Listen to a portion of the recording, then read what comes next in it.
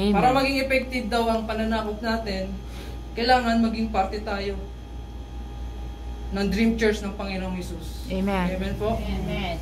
So, glory to God, kaya po tayo nandito ngayon dahil tayo po ay mga parte na ng ating Panginoon, ng Dream Church ng Panginoon. Amen. Amen? So, glory to God dahil may mga kanya-kanya na tayong itinalagang ministry. Amen po? Halos Amen. nagagamit na po tayo. But, ang gusto ng Panginoon, yung i-conquest natin ng mundo nga, di po ba? So, hindi okay nalulugod ang Panginoon sa ministry, sa pagluluto, even sa pagbubukas ng pinto pag may pumasok. Amen? Pero may mas higit pang gusto ang Panginoon sa atin. Amen. Amen po? Yun po ay yung Great Commission nga po. Sabi dyan ay, Go therefore, and make disciples of all nations, baptizing them in the name of the Father, and the Son, and the Holy Spirit, teaching them to obey all I have commanded. Anong promise ng Lord?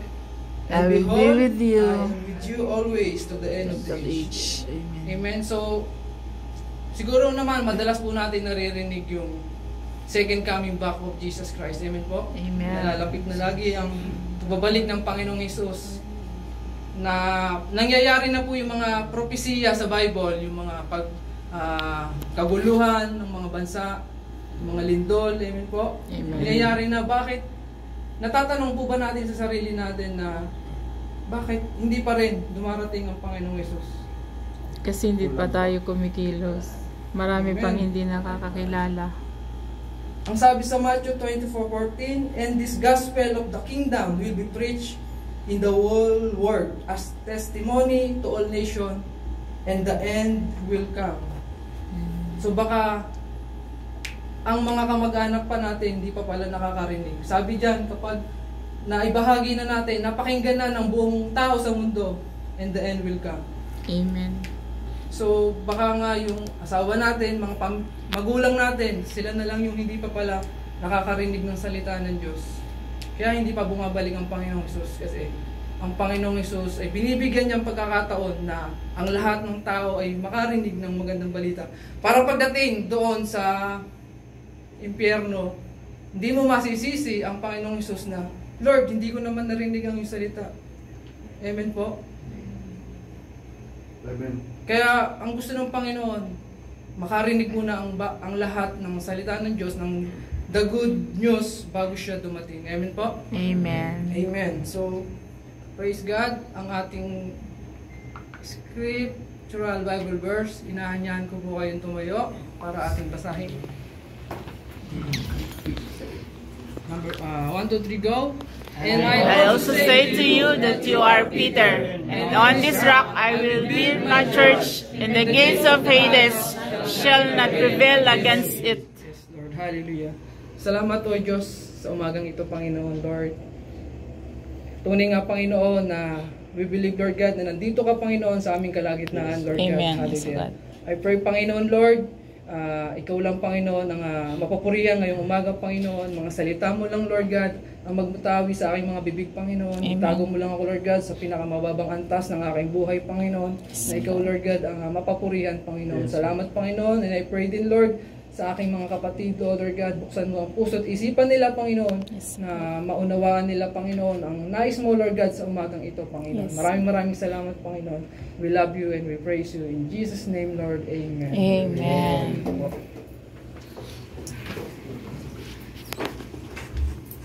Amen. So, ang sinabi po dyan, kung babasahin po natin itong chapter 16 sa mga unang verses, tinanong ng Panginoong Hesus ang mga disipulo niya po na ano ang sabi ng mga tao tungkol sa sa akin, sa anak ng tao. Sabi ng mga tao daw, may mga ilang nagsasabi, kayo daw po si Juan. Ayan, si Elias, si Juan na tagapagbautismo.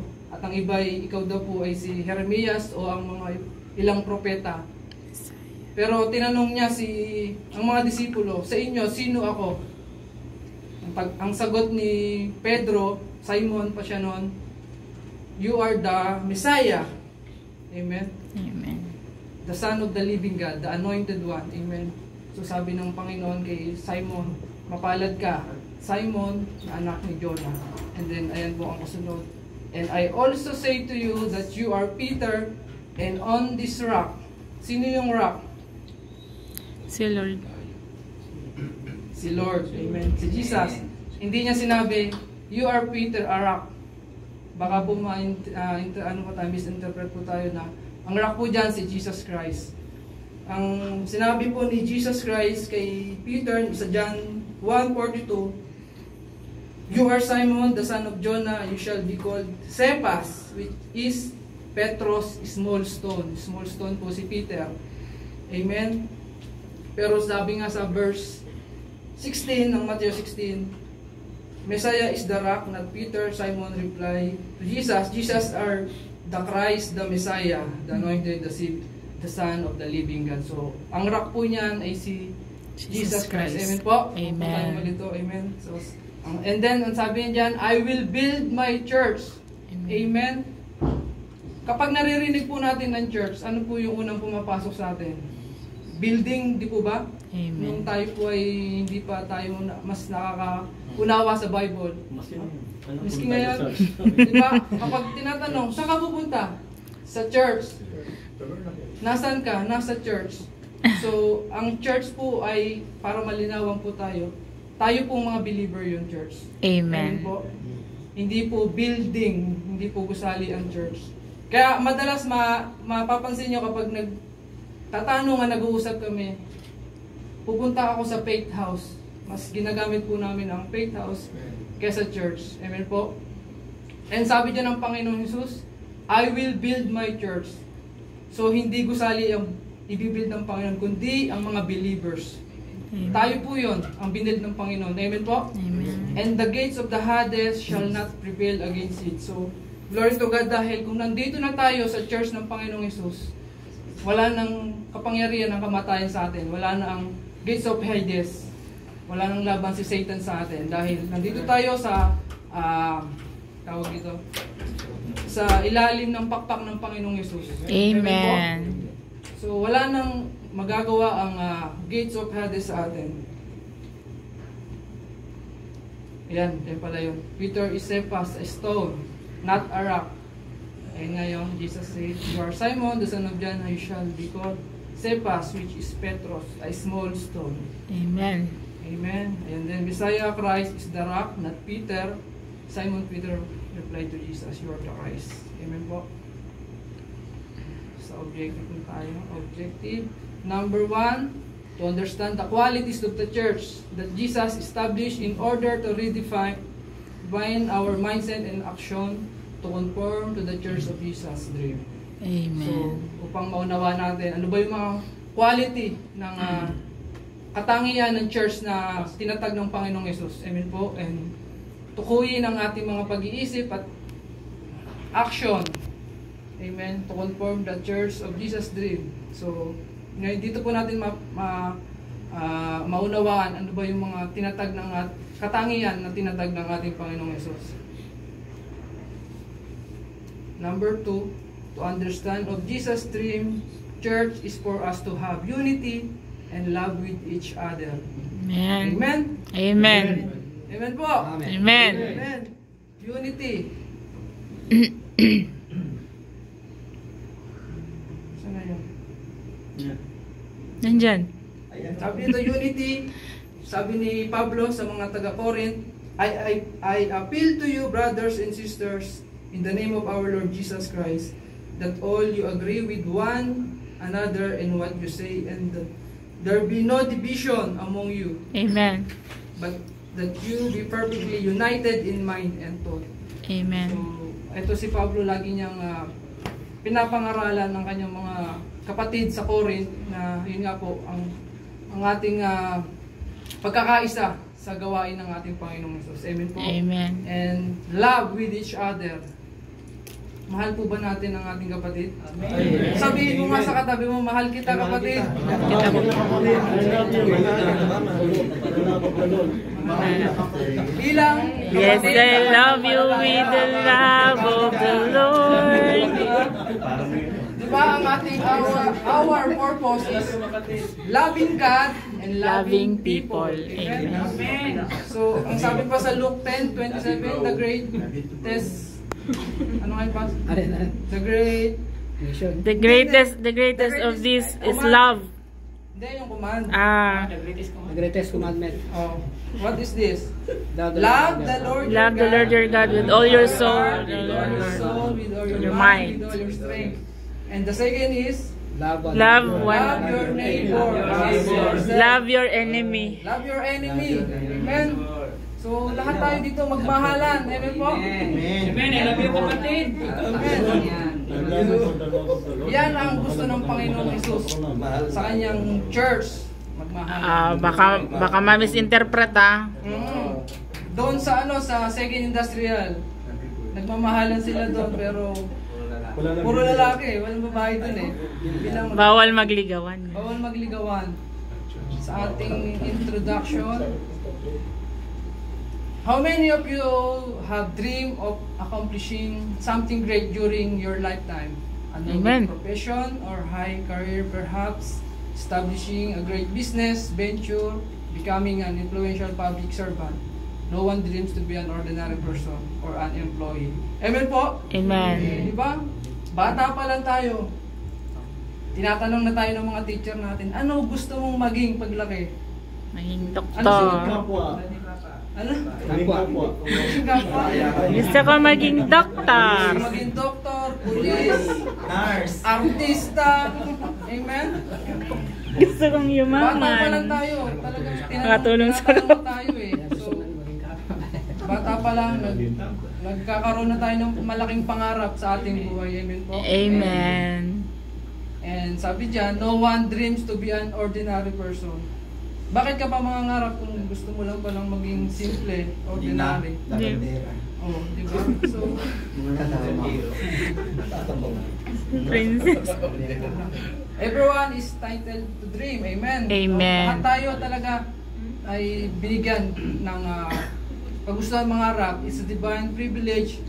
You can accomplish your dream with God's help. Amen. So kung mangarap ka, isama mo ang Panginoon. Amen. Sabi dyan, especially when your dream is aligned with the dream of God. Amen. Amen. So, kung tayo ay nangangarap na sarili natin lang motive, sarili natin kagustuhan, no? Makukuha kaya natin yan? Medyo. Depende na.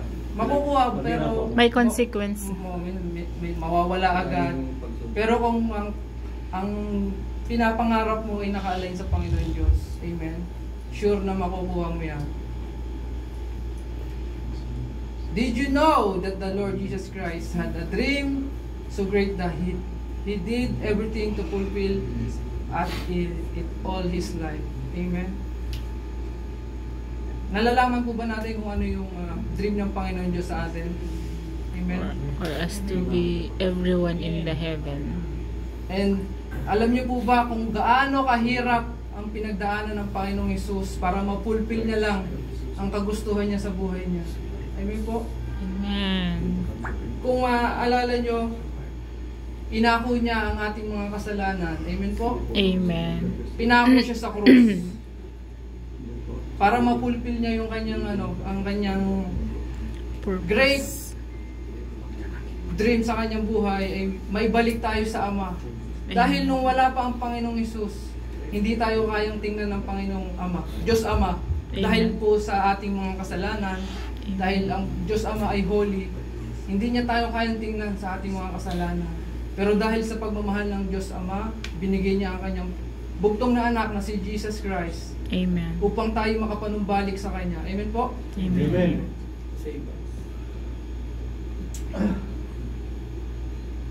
He called that generation of people his own ecclesia, yung po yung generation pa ni Jesus Christ, and known in our modern time as the church. So, praise God. The original purpose of the ecclesia of church to be implementing body of the victory He won at the cross of Calvary. Amen? Amen. So ito po yun, ang purpose ng ating Panginoong Hesus, ang kanyang dream ay ang kanyang pagkapako sa krus ng Kalbaryo ay yun po yung tagumpay natin Amen? Naniniwala po ba tayo na tayo tagumpay na sa kamatayan? Kasi kung tayo po ay wala pang Panginoong Hesus, alam po ba natin kung saan tayo mapupunta? Hindi pa? Hell. Hell! Hindi mo alam. Amen. So, praise God. Ngayon, alam na. Pinaglalaban si Pastor Perry. 18 years ago, whereas before, we were the slave of sin and Satan. Amen? So, tunay po talaga yan na kung tayo ay wala pa sa Panginoong Hesus, alipin tayo ng kasalanan. Amen po? Amen.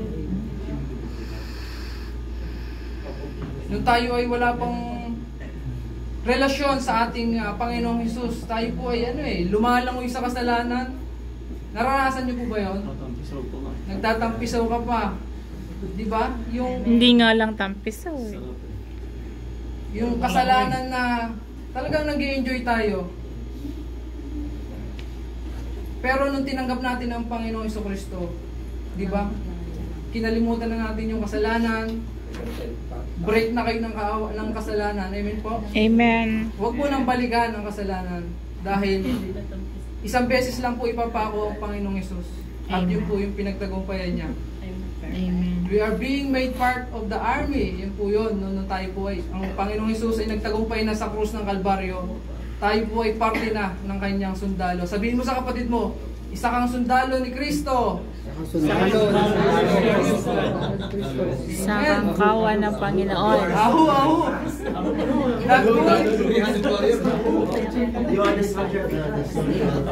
That would stop and reverse the work of darkness. Amen. Amen. So, dapat wala nang darkness, whiteness na lang daw, kaya tayo lahat nakaputi. Brightness. Amen. You cannot fight the battle alone. Amen. Amen. Sino kaya ang sundalo na susugod na siya lang mag-isa? Wala po, di po ba? Mr. Pidabida. Bida yun. Sabi dyan, you need to be part of the fighting army. Amen. So, Amen. tayo po ngayon ay party na ng army ng Panginoong Hesus. Amen. Hindi na tayo nag-iisa sa battle. Amen po? Amen. So, kung may mga battle kayo sa labas, dalhin niyo po dito sa church. Amen. Ilohot. Amen. Sabi nga ni Pastor, kapag may mga bigat ka, di po ba? Dito, pwede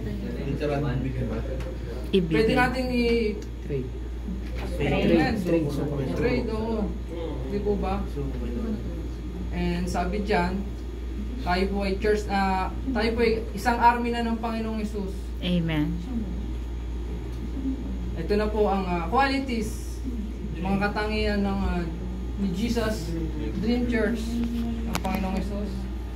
Number 1, a victorious church. Amen. Amen. So, victorious church po ba tayo? Amen. Amen. Hindi lang yung victory sa Pinas. Tayo rin po, Victory Church. Ang Glory Me Hope, Victory Church po yan. Amen. You are victorious. Don't just give up. Because if you do, God can call others to your part. Amen. Madidisregard ka. So, Sige ka. Amen. Nandito ka na sa Glory Me Hope. Huwag ka na sumuko. Amen. Kasi baka yung binigay sa'yo ng Panginoon, Bibigay sa sa iba. iba. Amen. Yung pagpapala. Amen. Wala nang lilipat ng church po ha. Ano yun? A prevailing church. Have a good start and make sure you will finish to the end. So, Amen. glory to God. Tayo po ay nandito na sa Lord. Tayo po ay Amen. magpatuloy. Amen. Hanggang sa matapos ang kontrata, hanggang mag-extend. Tayo po ay huwag titigil. Amen? Amen. Kasi kahit saan tayo dalhin, magpagamit tayo doon sa Pinas. Amen? Magdayo ng Lord Me Hope Yun, doon. amen. So, yun nga po. Number 3, a growing church. Amen. We are growing. Naalala ko kaming 7 lang kami lagi noon. Almost isang buwan nata kami. 7 lang na lagi ang numbers namin nila pastor. Ha? Ayun, ganun sila din nag... Kung trivia lang po, ang Lord Me Hope, natira po dyan isa lang. Si Kuya Dong. Kapatid ni Kuya Limuel, nag-exit na po siya. Amen. So, andun yung yung talagang pagsama ng Panginoon. Amen. Na tingnan nyo po ngayon mga katabi nyo, di ba? Yun, oh. Amen, umakuya ka naman ito. Mga pupagay at gaganda. Amen. Unanswered prayers. Pagdami Amen. ng mga numbers. Numbers. Be progressive to have an effective team. You must be complete every day added. So glory to God. Every week may nadadagdag po tayo. Amen po? Amen. Glory to God. Sabi dyan sa, ayan po yung Acts 2:41. Dyan po yung pagbaba ng banal na espiritu. And then, kasi nga, nagsalita sila ng mga iba't ibang wika. Sabi nung iba, mga lasing ata to ah. Bakit pa nga nagsasabi ng mga iba't ibang wika? Pero sabi ni Peter, alas 9 pa lang ng umaga, paano kami iinom? Amen? So, dyan po sila nangaral. And maraming tumanggap sa Panginoon Jesus. 3,000 po ata yun. An unstoppable church. Amen? Amen. We are unstoppable. Unstoppable, hindi tayo papatinag. Amen. Tuloy ang laban. Tuloy ang Amen. gawain. No Amen. one and nothing can stop us doing the vision of Christ. Amen. Glory to God mga kapatid.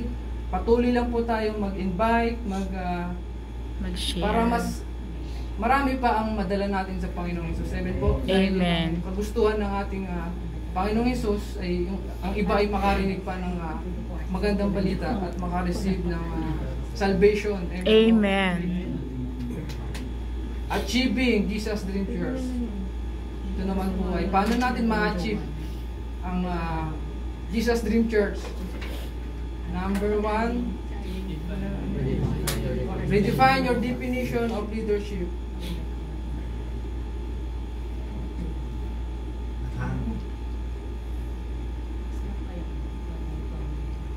Sabi ni John Maxwell, definition of leadership is influence.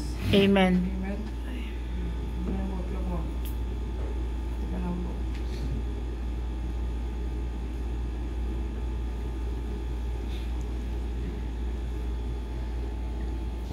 Alam niyo po ba kung may mga leader na po tayo dito?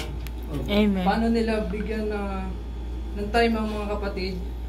Gusto paano ba natin makuha ang loob ng bagong member? Bigyan po natin sila ng oras. Amen po. So, pag nag-invite si Pastor Bernie, go lang po, sumama kayo, magpapakarakyan. Amen. So, pero Karak lang ba? Karak lang kaya kong budget. Pero ang nice ni Kuya Bernie dyan, ng mga leader, mabigyan po tayo ng oras. Amen. To fellowship. Dahil doon po tayo nagkakaroon ng kalakasan. Karoon ng good relationship. It is not enough that you are a great leader. It's not enough that you have a good education. Not enough that you are an influential person. You need to know who you are.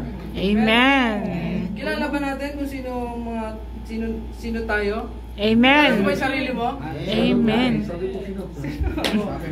Jacket siya lang natin. So, alam na po ba natin kung bakit nandito tayo sa Lord We Hope? Amen. Sabi sa John 15:16, you did not choose me, but I chose you, and appointed you that you should go and bear fruit, and that your fruit should remain, that whoever you ask the Father in my name, He may give. give you.